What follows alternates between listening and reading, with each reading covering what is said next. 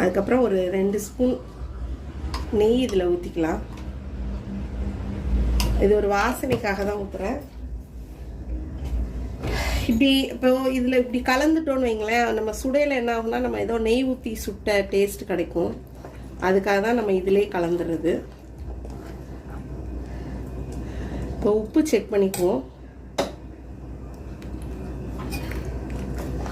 சரியாக இருக்கு உப்பு.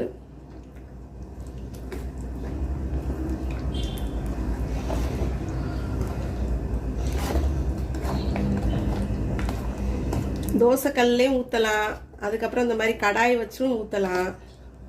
நீங்கள் எதில் வேணாலும் ஊற்றி சாப்பிட்லாம், நல்லாயிருக்கும். எண்ணெயிலையும் ஊற்றி எடுக்கலாம், அதுவும் நல்லா மொறுமொறுன்னு நல்லா புசு புசுன்னு வரும். போண்டாவும் நல்லா வரும். இப்போ நல்லா மிக்ஸ் பண்ணியாச்சு.